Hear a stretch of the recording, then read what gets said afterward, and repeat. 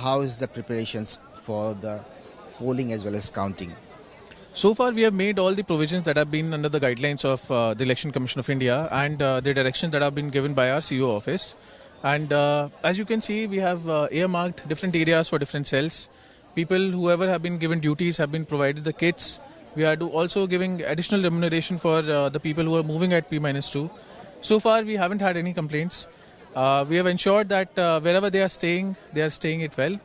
We have got companies from Goa Police as well as the CAPFs, and overall law and order situation in the district as in general is very good. How many LSs fall under your jurisdiction, and what is the number of polling stations and the number of polling officials that will be engaged for the whole process?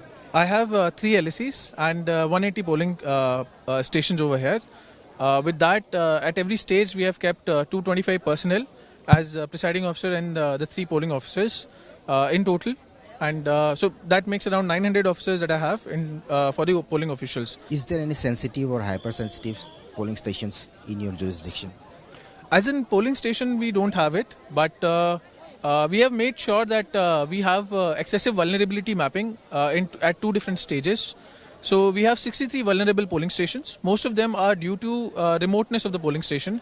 And in each of these polling stations, we are giving a half a company of CAPF additional, so that if anything unfortunate happens in these, we have sufficient manpower to ensure that people are there.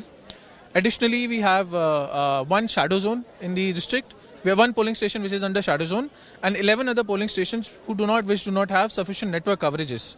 So they all have been taken under shadow zones, and sufficient VHF stations will be set up for them.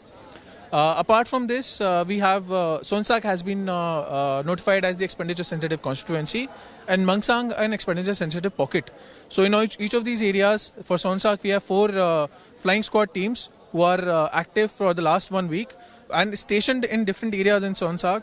1 team is in 𝗟𝗜𝗩𝗘, 1 team is in the area of 𝗟𝗜𝗩𝗘, 1 team is at 𝗠𝗘𝗪𝗧 headquarters, 1 team in 𝗟𝗜𝗩𝗘, and 1 team is circulating around in the area. Similarly, 3 for Williamnagar constituency, 3 for Rongjeng. And all of these teams, the major purpose is that wherever we have sensitive pockets, they will ensure that everything is covered. Our all sector officers have been informed that they will ensure that the polling stations have assured minimum facilities. And all of these have been taken into account with the notifications that have come out with the ECI. What is the strength of security personnel who will be engaged for the entire process? We have 6 companies which will be manning the 3 constituencies. We have also forces, the state armed police forces from Goa Police who have joined us, as well as state armed police forces provided to us from the DG office, apart from, SNOP office, the state nodal officer for police. And apart from that, our district police, as well as the 5th battalion that is over here, and the reserve forces. So all of them have been put in. We have reserve strike forces, as well as the flying squad team of the CAPFs who continue to do on the job. Thank you very much. That was the DC of East Garo Hills, Mr. Jagdish Chelani, speaking exclusively to Northeast Live. Reporting from Williamnagar with camera person Nobot, this is 𝗟𝗜𝗩𝗘 Das for Northeast Live.